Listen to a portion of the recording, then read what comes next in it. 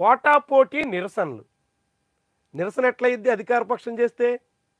విజయోత్సవం కదా అధికార పక్షం చేసుకోవాలి. ఏడాది పూర్తయింది. అఖండమైన మెజార్టీతో జనం గద్దెనెక్కించారు. చరిత్ర సృష్టించింది కూటమి. అలాంటి కూటమి విజయోత్సవం జరుపుకోవాల్సినటువంటి వేళలో పోటీ నిరసనలకు ఎందుకు పూనుకోవాల్సి వచ్చింది? 164 స్థానాలతో గద్దెనెక్కినటువంటి ప్రభుత్వం ఏడాది పరిపాలన తర్వాత ఇది మేము సాధించాం, ఇది మా వల్ల నడిచింది, ఇది మా ఘనత అంటూ దాని చుట్టూ విజయోత్సవాలు జరుపుకోవాల్సినటువంటి సమయంలో విపక్షం నిర్వహించినటువంటి వెన్నుపోటు దినం అనేటువంటి నిరసన కార్యక్రమానికి పోటీగా నిరసనకి పూనుకోవాల్సిన పరిస్థితి ఎందుకు వచ్చింది? అధికార పక్షం ఆలోచించుకోవాలి.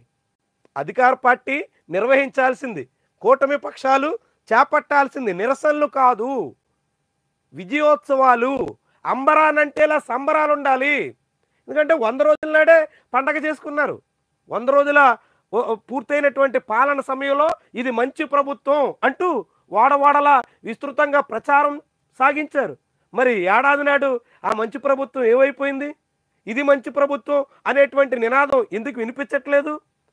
అప్పుడు 100 రోజుల నాడు మంచి ప్రభుత్వం, ఏడాది నాడు మంచి ప్రభుత్వం కాకుండా పోయిందా? ఇప్పుడు ఎందుకని మంచి ప్రభుత్వం అనేటువంటి మాట అధికార పక్షం నుంచి వినిపించట్లేదు? చంద్రబాబు తమది మంచి ప్రభుత్వం కాదని ఏమైనా భావిస్తున్నారా? 100 రోజులకే మంచి ప్రభుత్వం అని చెప్పుకుని ఏడాది నాడు మంచి ప్రభుత్వం అని చెప్పుకోలేకపోవడానికి ప్రధానమైనటువంటి కారణం ఏంటి? ఎందుకు చెప్పుకోలేకపోయారు? ఎందుకని మంచి ప్రభుత్వం అనేటువంటి నినాదాన్ని ఉపసంహరించుకున్నారు? ఆ నినాదం మళ్ళీ కనపడకుండా ఎందుకు పోతోంది? చాలా ఇంట్రెస్టింగ్.